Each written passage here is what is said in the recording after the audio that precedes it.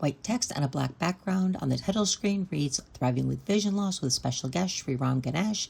This is a Zoom-style interview. Michelle is seated in a dark leather office chair in front of wooden louvered shutters. She has shoulder-length light brown hair and is wearing a purple shirt and headband. Sriram joins from a studio-style setup, seated at a desk with a professional podcast microphone on a boom in front of him.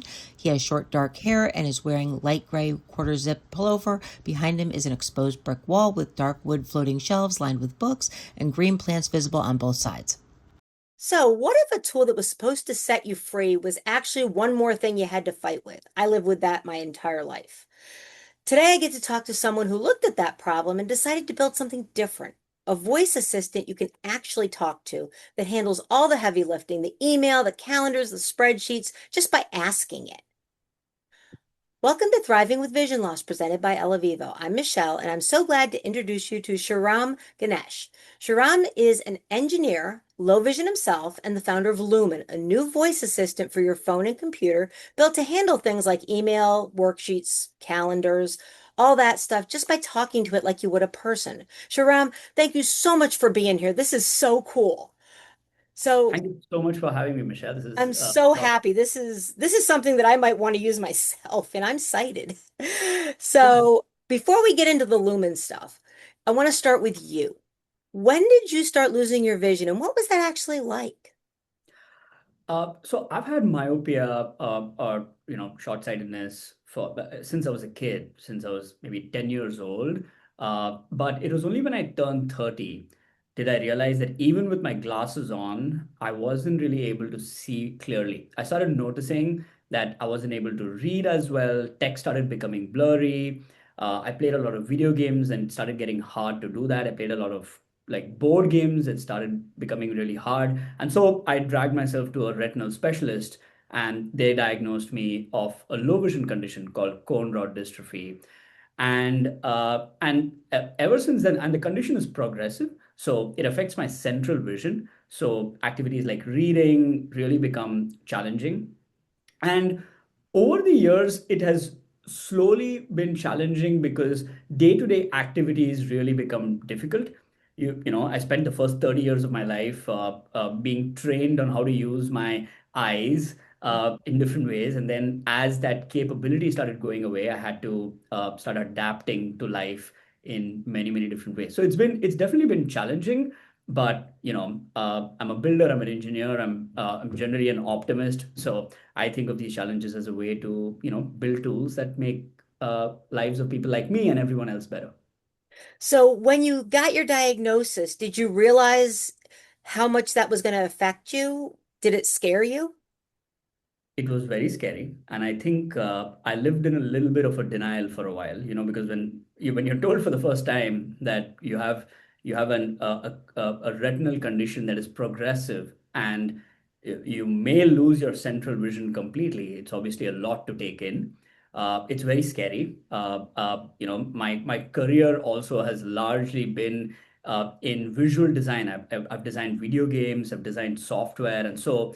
Of course, my eyes were super important for me to just live day to day, but it was also a really important part of my job. And so it really felt like as I was entering the prime of my career, a really core capability of mine was being taken away. So I definitely lived in a little bit of denial. I would sometimes just stare enough to kind of just maybe I can read it and maybe it's just some blurriness in my eyes, and I would sometimes just rub my eyes and like stare harder to try and get it. But eventually, I think, as a few months pass by, you start coming into the realization that the struggle is real.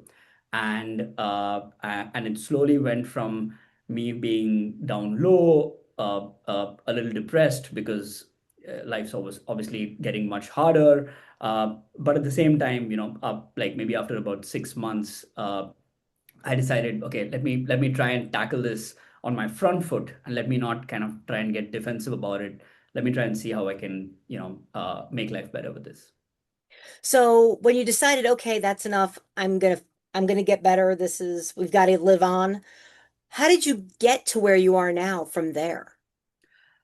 The first thing that I wanted to do was to try and talk to as many doctors in the space, other people who are going through similar situations to even understand, how are you going through this? There's obviously a huge capability shift. We were able to kind of see and get stuff done and be able to work and have agency and and take care of family, and we're able to do all of these things. But when you kind of start losing your eyesight, you really feel like you're not independent. Even small things, I always say, like, I have a wonderful partner, and every time there's a movie on Netflix that we're watching, and if it's in a different language, she always reads out the subtitles to me, even without me asking. And it's just, and it's people like her in my life or other people who have kind of helped me along the way. But that help to a lot of us who are losing our vision almost seems like it's a burden. Like, I don't want to ask someone, for help all the time. It just feels like it's a lot. And so I first started just by understanding the situation from other people's perspective, from the experts who are the doctors, and also just other people who are going through it. And after just speaking to sort of hundreds of other people who are going through sort of similar low vision conditions, is when I realized how big the change was in their life, how it could affect confidence. I was not alone in this, and the tools that were available for us. While I never mean to sort of shine a bad light on these tools. Like, existing tools like screen readers are fantastic. They really help people, but it wasn't helping me. And it was really challenging. And when I met a lot of other people who were going through something similar, I saw the same challenge. And that's where it felt to me like the problem is real, it's massive, it has a deep human impact, uh, and we should attempt trying to build a set of new products for this space. Yeah, and it seems like technology is moving forward so fast. There's so many things that can be done now that 20 or 30 years ago, there's no way. Yeah, I live in San Francisco, and I just got to this. I got to the office today using a Waymo. It's a car that like drives itself. Oh, cool. Right? I press a button and a car just shows up without a driver, and I sit in it, and it brings me safely to my workplace. There are, and so as someone who is witnessing kind of the future almost on a day-to-day basis, it really drives me to think, are we building the best versions of the products that we can? There are Mhm. lots of products that are, I would say, a little safer. They're not the most cutting edge, but they do a really good job. And so I think it was about time, for some of us at least, to attempt to build products at the cutting edge. And we always say we want to build products that feel like you're wearing like an Iron Man suit. It should feel empowering. It should Mhm. feel like you've suddenly got this new capability. And I feel like most tools do a great job at like raising the floor, Mhm. but we wanted to build products that really raise the ceiling. Like, like Oh, how can you just how can you do a lot more? How do we make you feel like you have superpowers now? And that is the emotion that we started this whole journey with. Like, we wanted to give you that feeling. that's an amazing way to think about it. I had just never even grasped it in that direction. So that's a new way for me to think about things. Thank you. So now we've gotten all this built up. Tell me, what in the world is Lumen? What have you built? For someone who hasn't ever heard of it, what does it do? So before we jump into that, just a couple of minutes of just understanding why we thought about this was that, Okay. when you start losing your vision, one part of your senses are deteriorating, and so your other senses really catch up and rise to the occasion. And for someone losing their vision, the that sense to begin with is audio. Audio becomes our friend very quickly. Whether it is reading audiobooks, whether it is using these text to speech or speech to text kind of tools where you can talk into your phone, whether it is screen readers, all of these tools essentially allow you to use audio, whether it's input instead of using a keyboard, or output instead of using a screen. Can the audio just be read out to me? And the audio really became my best friend in terms of how I started interacting with technology. But it felt like there was a gap. I couldn't do complete jobs. I couldn't say, check my email, know what's important, and like respond to it. Like that's the job, right? Like if there's a commitment sitting on my email, it's not done unless I'm able to reasonably understand what's going on and respond to it and close the loop. Like you and I were communicating via email. Hmm. I had to physically look at that email and make sure that I understood everything that Michelle said. And when I responded, I actually made cohesive sense and I didn't make spelling mistakes. I didn't sort of make a lot of errors. That would be incredibly challenging with using the tools today. And Yeah. so, My blind friends yeah, absolutely hate email. yeah. Yeah, Uh, all of my blind friends detest it. I don't know anyone, even if they're sighted, who would say, I absolutely love email. But you're absolutely right. For someone who is either blind or losing their vision, it is a nightmare. You start with a sense of anxiety. You're like, oh my God, I need to respond to this. And then on the way, if you can get lost, you're like, why am I on this? Why do I hear this email instead of that? And then you need to respond to it. And then you're wondering, did I get all the names right? Did I format it properly? Is the other person who's going to receive the email, does it show up in the proper way so that they're not wondering, why do you write the email like this? And all of these things affect your confidence. It gives you a lot of anxiety. And so what we wanted to invent with Lumen was a way to naturally have a conversation and get work done. And by a conversation, I mean, this is a conversation. I can talk to you, you can understand, you respond back to me. We sometimes interrupt each other, the other person understands, we let each other speak. This is such a natural way of exchanging information through audio. We wanted to bring the same feeling within a product.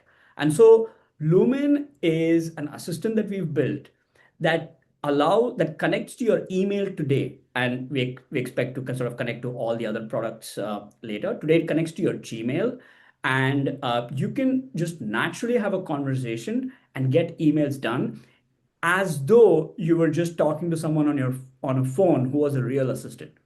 That is the intent. That's incredible. That would make life easier for so many people. It wouldn't even have to be part of, just the blind community. Yeah.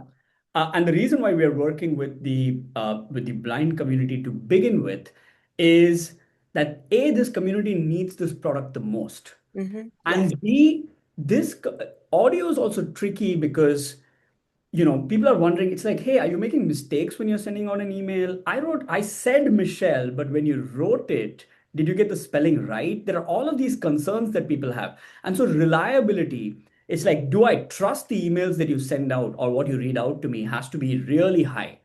And in order to build the most reliable product, you have to build a product that is so good that even a visually impaired person trusts it because they can't go verify. Hmm. They can't go and keep checking. And so they have to intuitively trust you. And once they check it a couple of times, if they trust you, they can, freely start interacting with the product. And we actually believe that that level of reliability is what will eventually get us to the broader market of what we call, silent sufferers or selectively disabled people, which I'd love to talk to you about. Selectively disabled. What is that? What we started realizing when we announced our product was that it didn't just attract people who are going through a disability. I had an incident where someone came up to me and they said, when I'm driving the car, I am visually disabled to use my phone because I can't keep staring at my phone.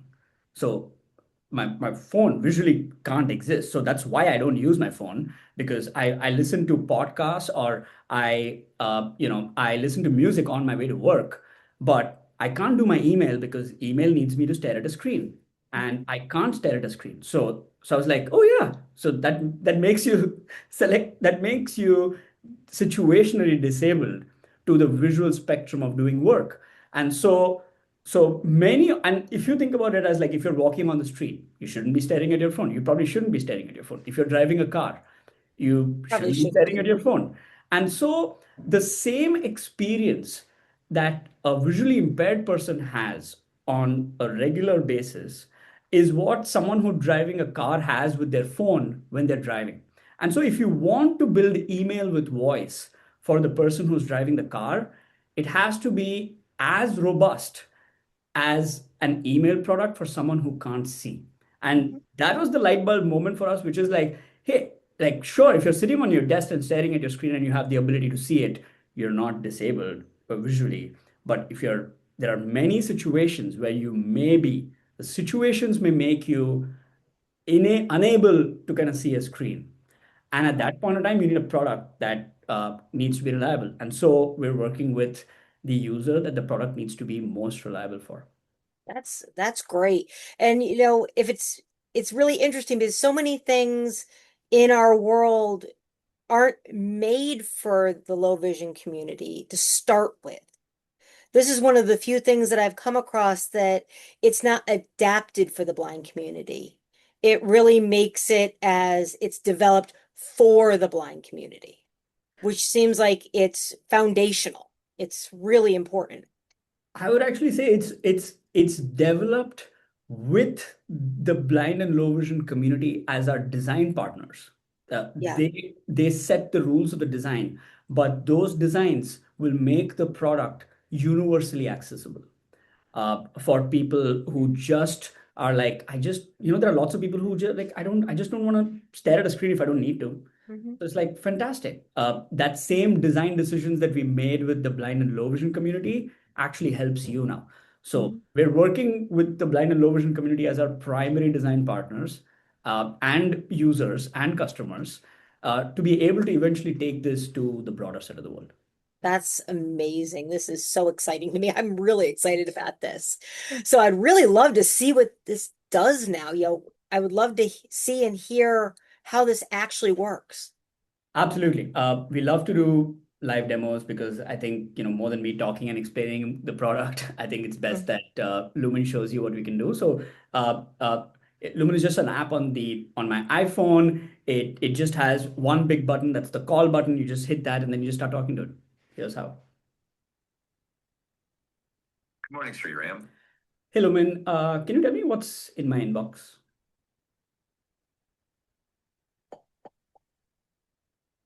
12 new emails in your work inbox today. 1, Pat Quinn on the NFB sponsor preview thread, confirming you're doing it.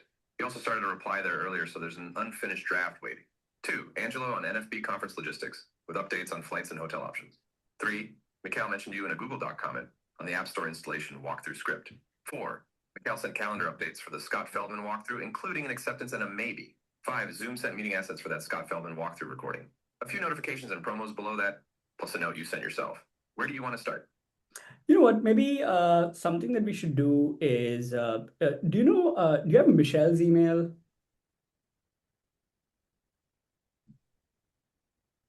Yeah, I have Michelle B at eleVIVO.com. Yeah, you know what? I'm actually doing a podcast with Michelle right now as we are speaking. And so I'd love to kind of send her an email. Thank you for thanking her for the opportunity for having me on the podcast, and also just saying this is how Lumen works. Just write a nice little email, please.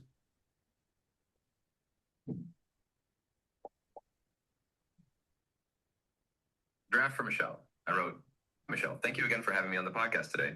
I really enjoyed the conversation and appreciated the opportunity to share more about what we're building. As a quick follow-up, Lumen works by letting people use email with their voice. It helps you get through your inbox, search for messages, and compose replies naturally, all without needing to look at a screen. Thanks again for the opportunity. Best, Sriram. Ready to send? Yeah, let's. You know what? Can you add Pat from my team copied onto this email?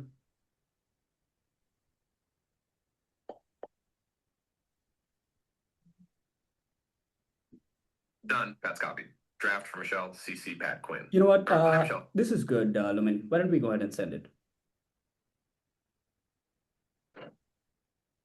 That's sent. Back to your inbox whenever you want. I'm good. I'm actually on a podcast, so maybe we can talk later. Can you end the call, please? Got it. Good luck with the podcast. Talk later. Here is a screenshot of an email sent by Sriram Ganesh to Michelle at eleVIVO during the interview on Thursday, June 18th at 2:38 p.m. with Pat@Lumin copied. The email reads, "Hi, Michelle. Thank you again for having me on the podcast today. I really enjoyed the conversation and appreciated the opportunity to share more about what we are building. As a quick follow-up, Lumin works by letting people use email with their voice. It helps you get through your inbox, search for messages, and compose replies naturally, all without needing to look at the screen. Thanks again for the opportunity. Best, Sriram." The email signature reads, "Sent by Talking to Lumin." That is Lumin. Wow, that's incredible. It just sounded like you were talking to your personal assistant. And that is the goal. The goal is you should be able to pick it up and just talk. Like it's the most natural interface. We learn how to speak and listen before we learn how to read and write. It's so much more intuitive. You can interrupt it. If you don't know how to use Lumin, you just ask Lumin. If you Oh, want to that's know what great. Lumin can do or what it can't do, you just ask it. If you want to know what preferences you know about it, you just ask it. If you wanted to end the call, you just tell it. So if you think about the design decisions that we've made, we could have added a lot more buttons. We could have said, you press this button, you do that, and you can press that button and you do that. But we've taken the pain of just saying, hey, the least amount of buttons, because who wants to, of course, people in the blind and low vision community have trouble finding and tapping a button. But if I can make life easier, even for someone who might be slightly older or some like if everyone would like technology to kind of not be in their way. And a lot of the times, buttons, screens unnecessarily come in your way. By talking, you can just say, hey, I don't know how to do any of this, just teach me. And Lumen just walks you through it step by step. If you don't like something, you just go, I don't like it, discard it, change it, polish it again. And so the way you talk to a colleague of yours is the way you talk to Lumen. I would love to have that for my video editing.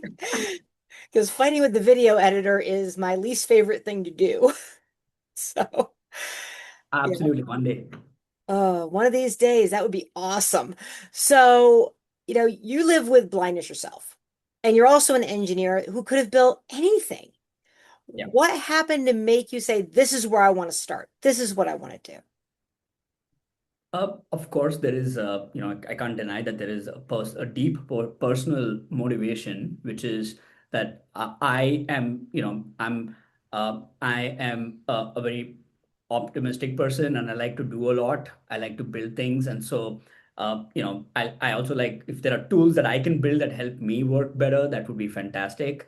But even beyond that, the reason why I decided to make it a company and kind of hire people and do all of these things is, you know, uh, there we are going through an incredible technological revolution right now with AI. And AI is a broad set of technologies, right? It's almost like saying it's like computers. It's like it's not one thing, it's many things.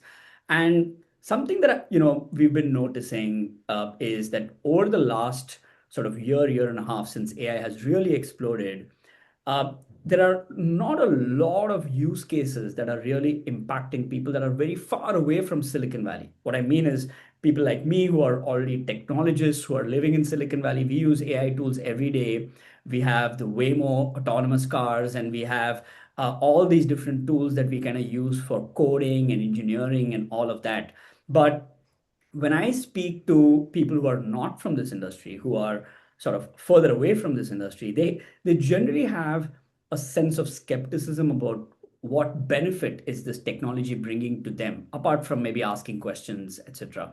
And so we really wanted to both bring the power of this technology to people who are maybe not as close to it, but really help and solve a core problem of that. We wanted to give them more agency and independence. And that is kind of the reason why, I picked building this space, because I also felt like there, there are other areas that get a lot of investment, both monetarily as well as great people come and go, and like whether it's insurance or this or that, like there's a lot of people kind of running behind those industries building companies. There isn't a lot of companies that are being funded or that are kind of starting building assistive technologies. And the reason also is that if you build only for the community, which is if you say I'm only going to build for the low vision community, it tends to be really hard to build a sustainable business. because the audience is smaller, and the audience also has a fair amount of financial challenges.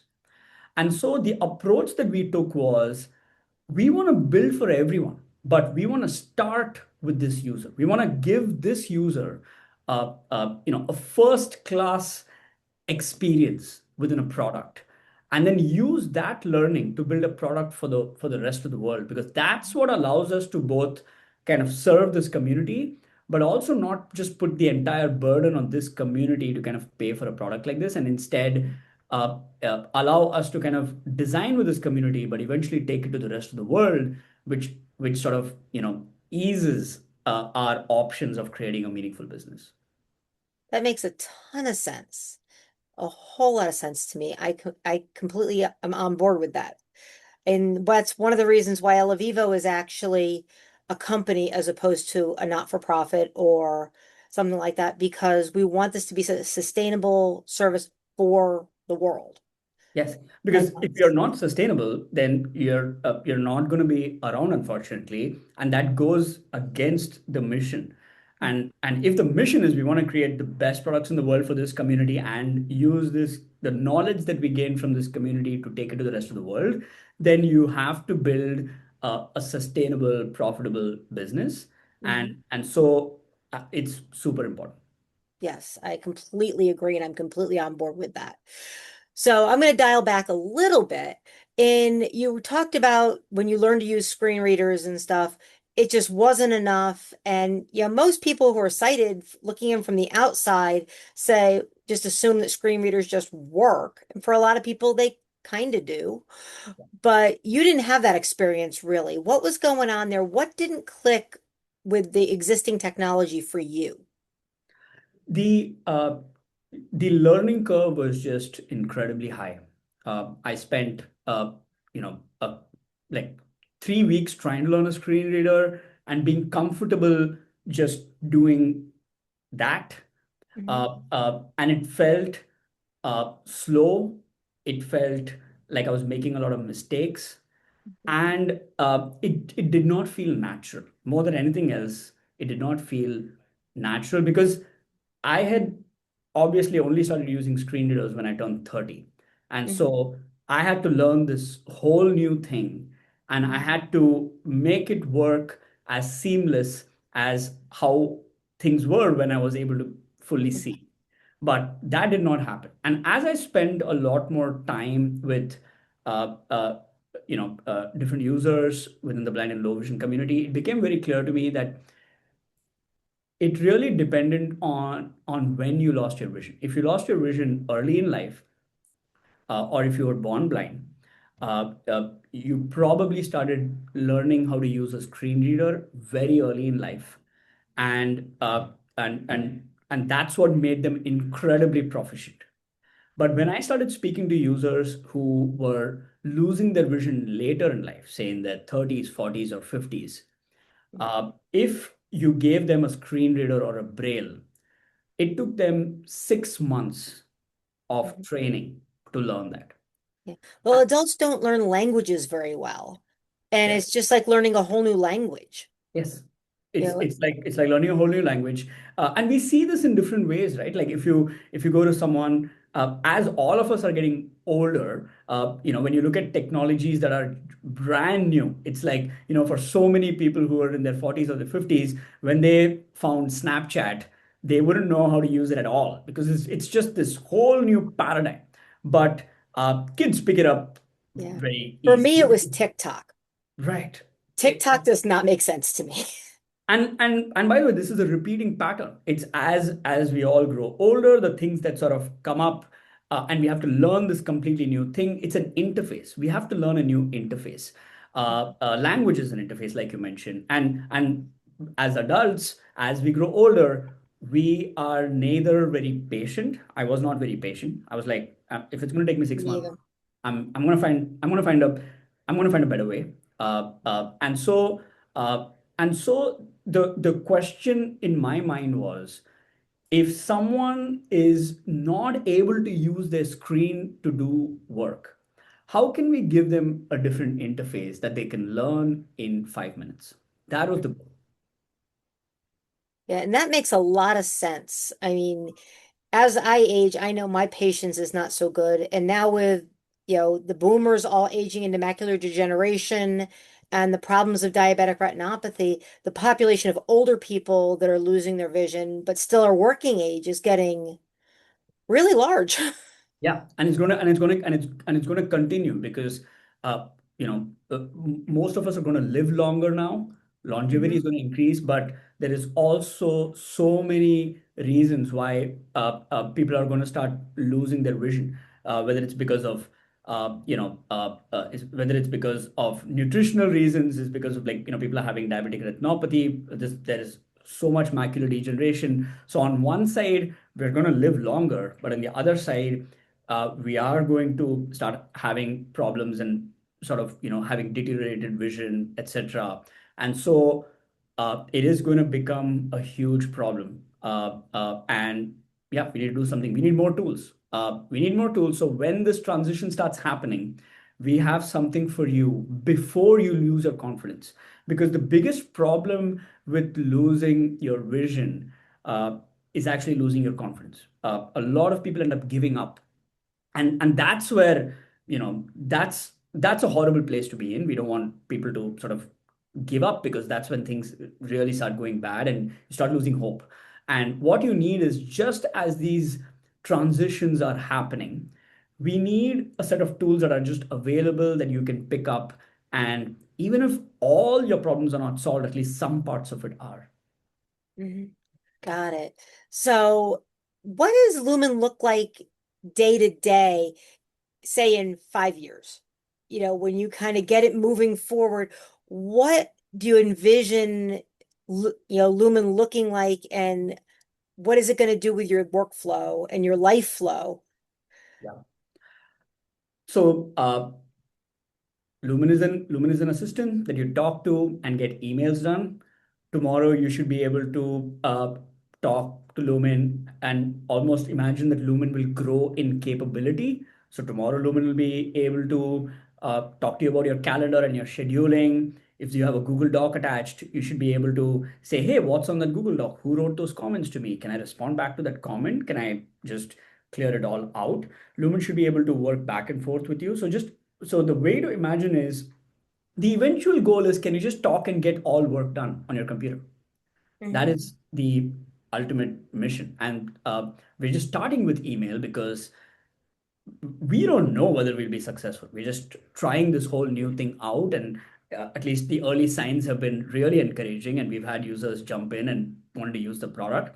But the evolution really is, let's start with something that's a daily driver. That's why we picked email.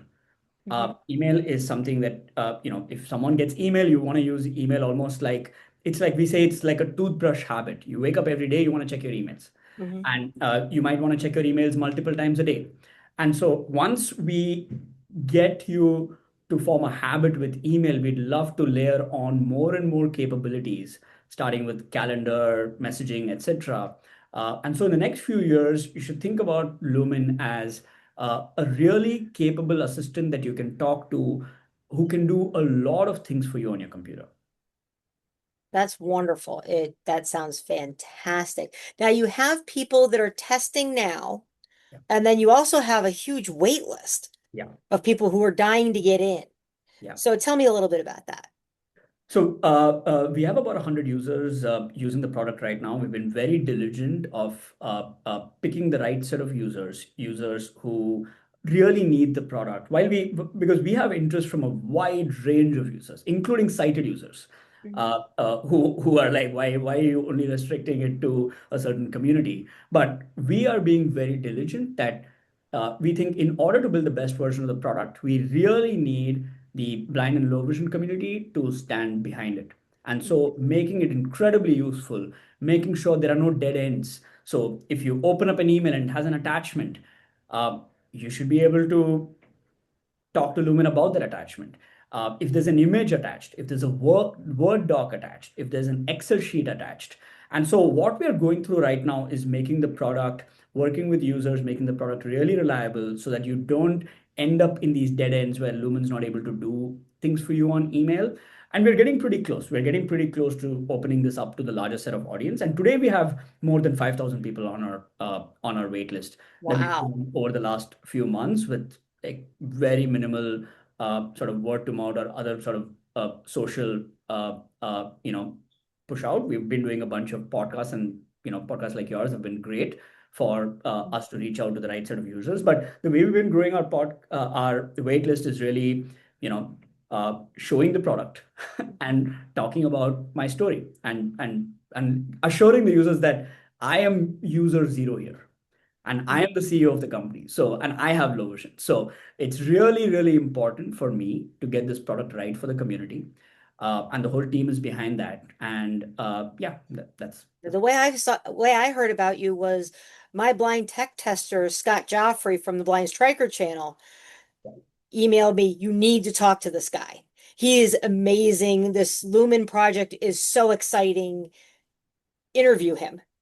And as I usually do, I say, okay, yes, Scott. And I reached out to you within 5 minutes of getting that email. Yeah, and this is how we know we're on the right track, right? Like, Scott is not a paid sponsor. Like, No. he's a user. He's part of our blind and low vision community, and he just picked up the product and he loves it, and he's vouching for the product himself, and we're so grateful for that. And that's how we know that we're making progress, which is we show the product as is. It's one of the reasons why I like to send an email out to you while doing the podcast is exactly that. Because if anyone felt like, this was kind of a rehearsed demo, you have an Nope. email on your inbox that you can always sort of look and sort of Yeah, call I out. can vouch it was not rehearsed at all. We just did it. Yeah, So, we just did it. And, yep. and this is really genuine feedback that is coming from our users, because ultimately, the journey of a startup is there's such a small chance of success as a startup. You're Yeah. mostly not going to succeed as a startup, and we know that reality. And we are doing it despite knowing that because we just think it's an important thing to do. And we may succeed, we may fail, but early signs are incredibly promising. That's wonderful news. I think it'll help, the world in general, and specifically, I think my blind low vision friends are so excited about it. I've told a few of them about this project, and they're very excited. They can't wait to get their hands on it. Especially a couple of them that say really bad words when it comes to email.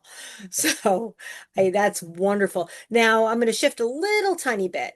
So a lot of agencies and organizations that serve the blind and low vision folks watch this show. And it's honestly a big part of why eleVIVO exists is to connect, blind and low vision people with the people and the tools that can help them to thrive instead of just survive day to day and, get through. So if you're talking directly to them right now, what do you wish they understood about Lumen and about the technologies that are so important to the blind and low vision community? I actually think that this wave of technology, which is broadly described as AI, is going to have tremendous positive impact on accessibility in general. And I would absolutely urge users to lean in, learn the tools, try different tools out. I'm not even going to talk about one tool versus another. In this case, I won't even talk about Lumen. I would just say that Lumen is one of the examples of the tools that that you should try, but lean into a set of modern tools, because even as someone who has low vision, I try a lot of these tools, and I realize that I'm able to do more. I'm able to do more. I'm struggling less. And I think over the next few years, we're going to hopefully enter like a golden age of accessibility, because we're going to have technologies that are truly multimodal. And what I mean is that over the last sort of 20, 30 years, ever since we got screens, most of the effort has gone into making the screen a primary device to kind of look at and do work. But over the next few years, that is going to change. Your audio is going to be a really huge one. You're going to be able to do a lot more, and you're going to have many other such uh, things coming. So it's overall, I would say, a lot of people are scared about the technology. A lot of people have negative sentiments. I would urge you to kind of pick up these tools and start experimenting with it, and even go onto YouTube, learn how these tools work, because it has really helped me be more productive, be more confident, have more agency. And I think I'm excited for other people within our community to also have that feeling. I think that's really valuable advice. It really is. I'm just starting to use AI myself Yeah. for certain tasks, and it makes my workflow just so much faster so I can get to the other things I need to do. Yeah. Yeah, it And, takes and, care of so and many things. And I do realize that, a lot of people look at AI and they'll say AI sometimes writes sloppy messages, or why is AI used for copying or all of that? And I completely agree with those, but we should not forget the positive sides of it. It's a tool. Every tool has different dimensions. When we found out to make fire, you can use fire to cook your food, but you can also burn yourself. And so I think that while there is enough healthy skepticism in the market, I would urge people to look at and find their positive use cases, like how we've tried to find with Lumin. We use AI under the hood in many ways, but for a user, it shouldn't matter. Like what we've built is an assistant you can talk to. Who cares what's under the hood? But we do use AI. So this is a positive use case of AI. I would urge everyone to find more positive use cases that help you. I assure you that you will not be disappointed. That's wonderful. So now I have to ask something personal. Yeah. What makes your heart sing? That's my favorite question to ask everybody. Yeah. What brings you personally joy? Uh, I'm a builder at heart. I've built companies, I've built products. The most incredible thing for me is to build and design products that can have really meaningful difference in people's lives. It doesn't happen all the time. I've built many products. Some of them work. The users love a tiny fraction of them, but it's really the attempt of that. Like, I think, while I do have low vision and, everyone has problems, but I still I feel a lot of gratitude for the position that I am in my life.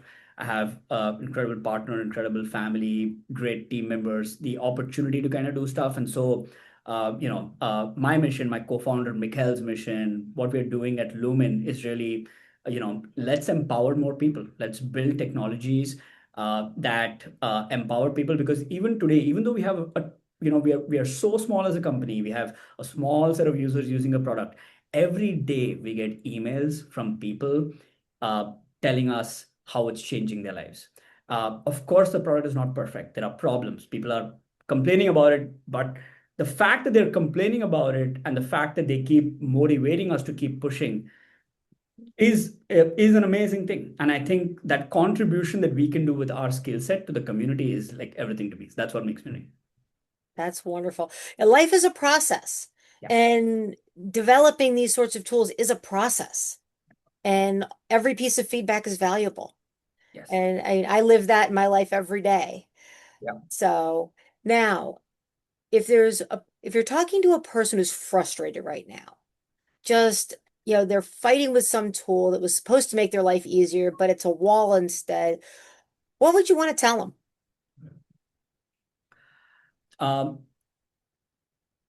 Find Go to YouTube, or find ChatGPT. ChatGPT has a mode, or I'm here. I have no biases towards ChatGPT or Gemini or Claude. Pick your favorite AI tool. These AI tools have something called voice mode, which allows you to talk to the AI. It doesn't do what Lumen does. You can't do all of the different things, but you can at least talk to it. And what you should do while talking to it is express your frustrations with the kind of tools that you're using. to be able to learn, hey, is there something better that I can do, or are there better tools out there? And I want you to go search for me. Use these AI tools, assistants, and agents in voice, in conversation to get yourself out of that loop. And this happens to me all the time. I end up, and you can just imagine, like, uh, I have to set a new person up on my company's email. Now, when I go to Google's dashboard, it just looks incredibly complex. And so every one of these things, which would have been pretty straightforward for say a lot of sighted users, is almost like a mission and a challenge for me. And so the first thing that I would do is I would talk to one of my AI assistants and say, hey, I'm in this pickle. Let's discuss what are my options. Should I try and do it in a better way, or do you think there are other tools? And keep nudging it. Say, no, I want you to think differently. What are other ways that I can solve the problem? And the reason why I urge you to do that is because a lot of the time we have, we feel really nervous and sometimes embarrassed about asking other people for help. But the beauty about, say, talking to Lumen or talking to ChatGPT or Gemini is that you shouldn't feel bad. Just ask Lumen as many questions as you want, or ask those tools as many questions as you want, and push them in different directions to kind of get your right answer. And eventually, what you'll realize is that a lot of these tools are not one size fit all. You have to find the tool that is right for you. Yeah. And so use these tools to find the next tool rather than feeling frustrated. You just need a place to go to when you're like, okay, I'm stuck. I need a AI tool that I can talk to. Let me go to the App Store, download whichever one that I feel comfortable with. And once I have that set up, every time I run into a roadblock, go back, talk to it, figure it out, come back and try. The most important thing is continue this loop so that you don't lose hope and confidence. The number one thing you want to protect is your confidence. And let me tell you, as someone who has low vision, that the way I protect my confidence is to constantly find better ways of doing things. And it's so much easier when you can talk. And it makes you so much happier when you find a result. My husband sits behind me usually when I'm working, and when I find a solution, I'm like, I win. I get really It's such excited. a I good, bounce up and down, and and you found it, right? And yeah, you found it. And you can find it because, yeah. and that's what these tools empower you to do. You have, it's not the most emotionally intelligent being. It has lots of issues, but if you use it for the purposes that you can, which is, hey, I have this specific problem. I'm trying to use this tool. It's not doing this. I want you to in a very simple way tell me, am I doing something wrong? Or if once we go through that road and we can't find it, then we have to find alternatives. It's almost like you have like this tech support bot that you can talk to in natural language, and you don't have to worry about its feelings. You don't have to worry about paying it a lot of money. You don't have to worry about all of these things. You can keep it on for like 20 minutes. And that's the frustration we used to have earlier. It's like, if I have to call Michelle and ask her for help, I feel awkward asking her to wait for 15 minutes. But now, if I can just call my AI, whoever that is, pick your favorite AI, and just ask it questions. It now allows me to, it's now become a tool for me. I can call it whenever I want to. I don't have to feel embarrassed. It's not going to become impatient on me. And so you use that to get yourself out of a situation that you're in. Yeah. And when you threaten to throw it out the window, it doesn't take it personally. It does not take it personally. Although ChatGPT will come back at me. Which is why I'm saying these AIs they do have different personalities, if you may. Yeah. And so I'm not advocating for one versus the other. Pick your favorite one. There are lots of them. Everyone knows the names. Pick your favorite one and start talking to it. Thank you so much for joining me today, Shriram. This was so much fun. I really enjoyed it. I learned a ton. So where can people go to find you or learn more about Lumen or get on the wait list? You can find us on TikTok or Instagram to kind of just follow what we're doing. We usually post a lot about the process as well as user testimonials, etc. Our handle is Talk to Lumin on Instagram and TikTok. And please come on to our website, lumin.email, that's lumin.email, and you should be able to sign up for the waitlist.